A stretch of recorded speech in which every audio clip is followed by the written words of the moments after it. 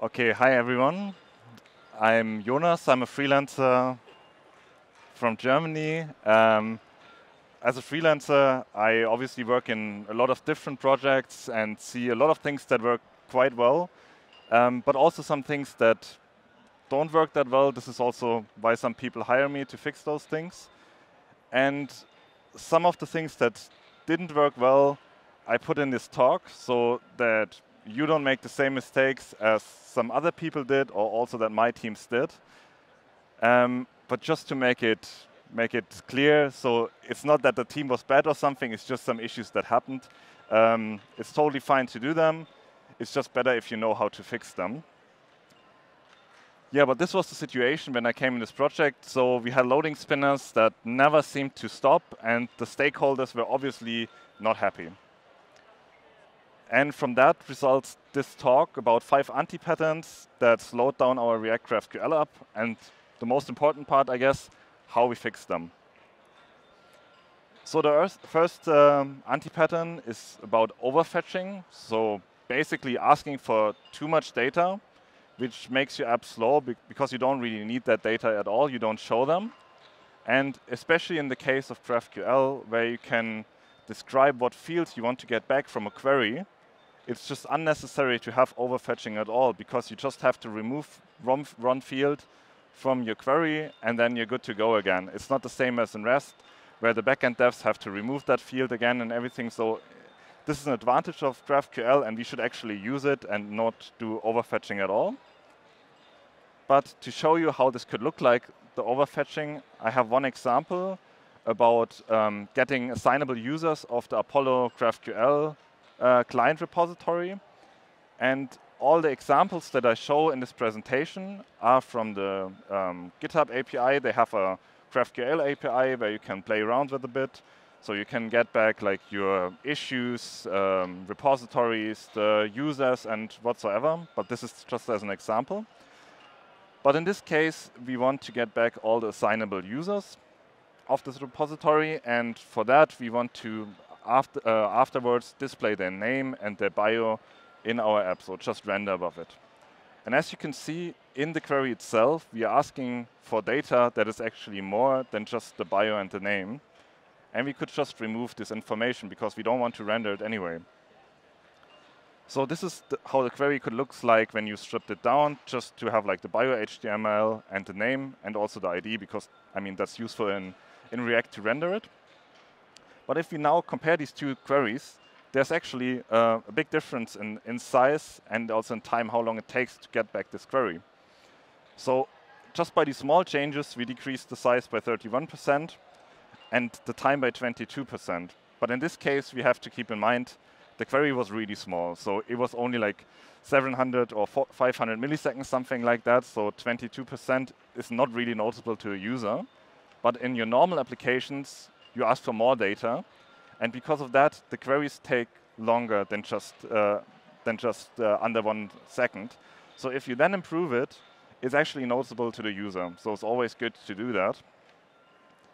So to summarize it, ask for only the data that you need, and also update the queries if you do not use the field in your app anymore.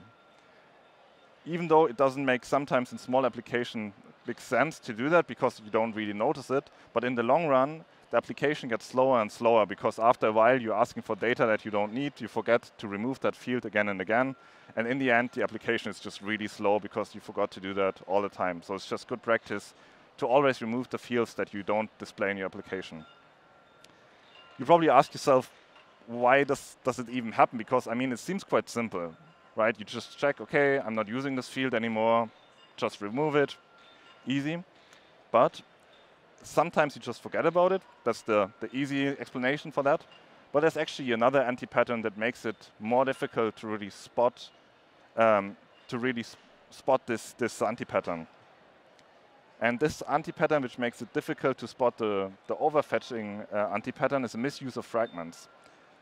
In this case, again, we're using the GraphQL API, the GitHub API. We want to get all the issue authors, and we get a problem from GitHub. Okay, they complain we should use an inline fragment for this query. So we update that. We use an inline fragment to get back the author of this issue. And then we have another query where we want to list all the maintainers. And if we compare these queries, we are both asking for a user, and the data we want to get back is the same, basically, the bio HTML and the name. So we think, yeah, okay, it doesn't make sense to really repeat ourselves, so I think we could refactor that.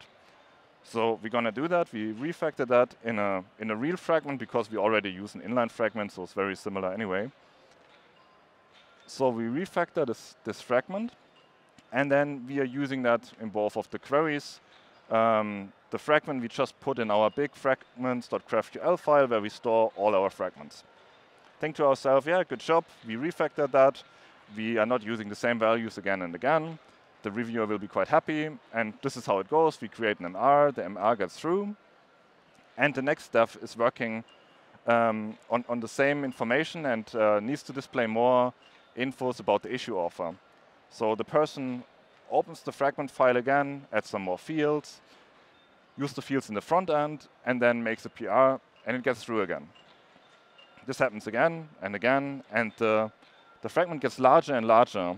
And after a while, we get a big problem of overfetching again, because there are some fields in the fragment that are used by one query, and some fields are used by another query. And there are fields that are only used in one query and not in both. So we're doing overfetching again. So this is bad. So the solution for that is, first of all, be careful when you're using fragments. Don't do it as we did, create a bloated fragments.graphql file or just one directory where you store all your fragments, because then when you update your query, you totally forget about the fragments or you forget to update the queries itself. So in my opinion, it's better to have the fragments live nearer the queries itself, so that when you update a query or a fragment, that you update each other and don't forget about something and don't have the problem of overfetching again. And then again, when you update a fragment, make sure that you check what queries are actually using that fragment and are they still using the same fields. If this is not the case, you could put it in another fragment if you really want to do it, or you can just put it in the query itself. And it's also okay to repeat yourself, because in this case, if you repeat yourself, you have the opportunity to not do the overfetching. So in my opinion, this is better than having 2 times the same field in 2 different queries. Then the next anti-pattern is underfetching, so not asking for enough data, so you have to do additional queries again. It can be 1 second query, it can be 100 more queries, it can also be 1,000 queries. First of all, why is this even bad? I mean, first of all, you have an overhead for each request. And if you have more and more queries, this overhead sums up and it just gets larger than having just 1 query. In addition to that, the response compression will also work better for a single request case. And when you have multiple queries and you do the query in each of the components, you would have a loading state in each of the components.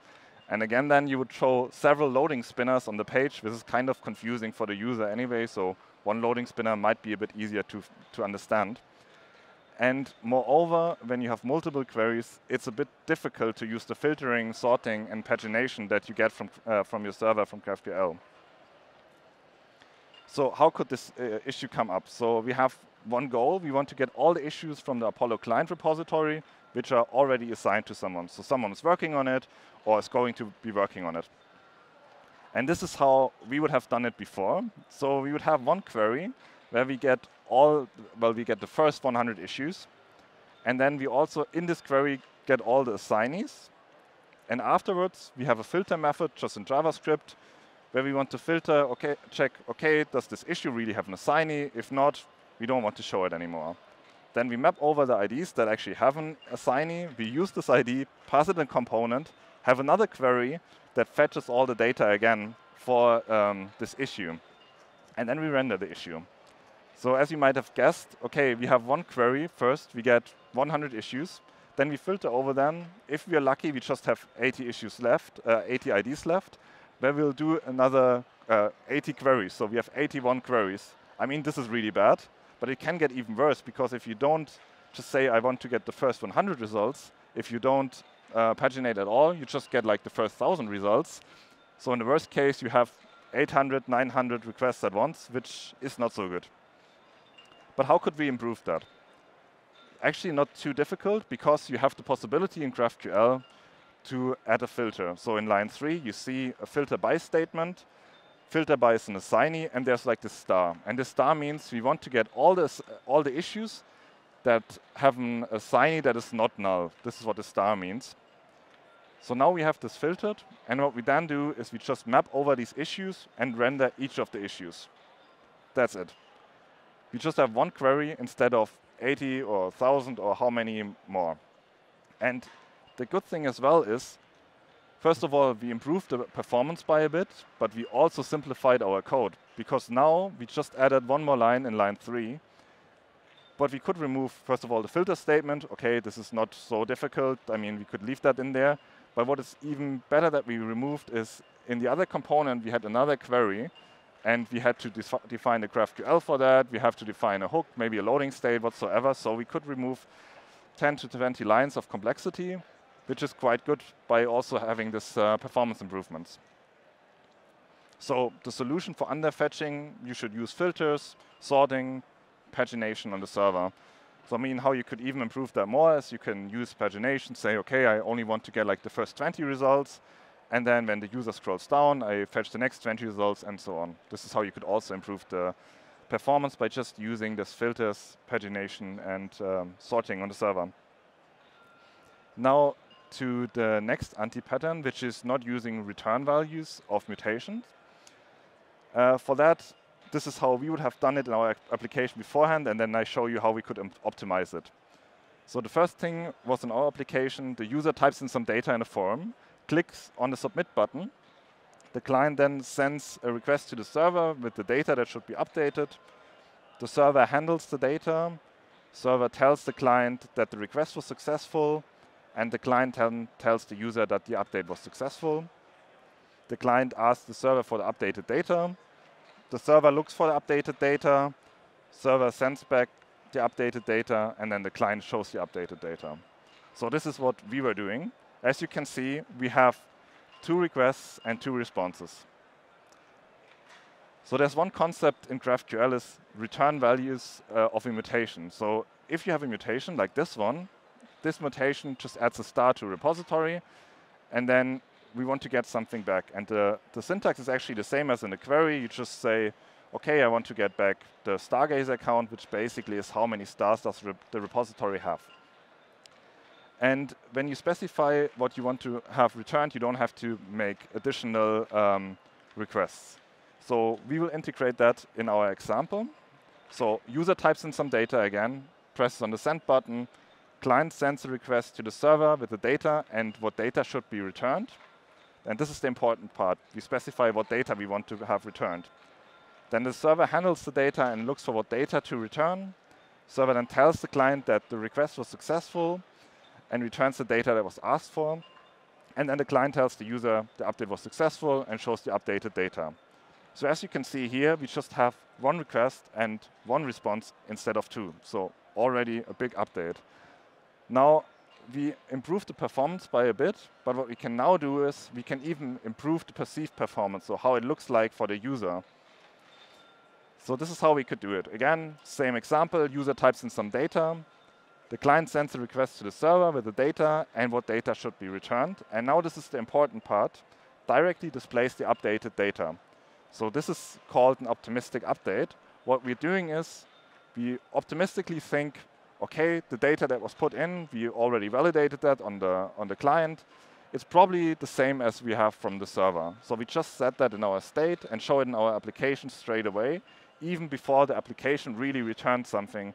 The server returned the response. And the good thing for that is the user gets an application that is blazingly fast because we don't have to wait for the response anymore. This is especially useful when you have users that have a slow internet connection. But what you have to keep in mind is there are some edge cases that you have to handle. So first of all, what could happen? You make the mutation, and then the server says, okay, something was wrong, and gives you back an error. What you then have to do is you have to set back the state to the state it was before the update, before your optimistic update. this sounds complicated, but it actually is not, because most of the caching libraries like Apollo Client or GraphQL or React Query already have this functionality in place. So you basically say, okay, on an arrow, I just want to set back the state to the value it was before. Then there's another edge case. So you make an update, you make a mutation, and you get back a value from the server that is actually different to the optimistic update you set. What you then have to do is you have to use the value that you get back from the server and just set that one in state. But you have to be, it's not a good practice that this happens. It should actually be the case that the data is the same in the optimistic update and also in your server response. So if this kind of goes different ways, you should look for a fix that it is the same, because it should actually be the same. Yeah, and then we continue on with the data flow. So the server handles the data and looks for what data to return. As we did before, server tells the client that the request was successful and returns the data that was asked for. Then the client tells the user that the update was successful and shows the updated data. And if we now compare these three approaches, so first approach, the user gets back the data after the 9th step. We have 2 requests and responses.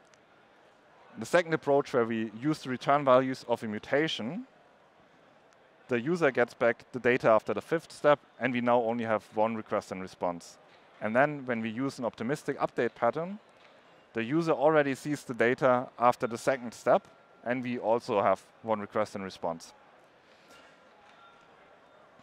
So the solution for that anti-pattern is, first of all, you should use the return values of a mutation and don't fetch again for the data, because otherwise you have 1 unnecessary request and response, and you could just use the return value, which makes it a lot easier for you and a lot faster. And even better, use an optimistic updates pattern to make the perceived performance better for the user. Now to our last anti-pattern, which is not a suitable caching library. This is from the React Query documentation about GraphQL. So keep in mind that React Query does not support a normalized cache. What is a normalized cache? Normalized cache is actually very similar to a relational database. So in a relational database, for example, when you want to save blog posts, you have a table where you have a blog post, and a blog post has a title, and it also has a body. And additionally, you also have an author who wrote the blog posts.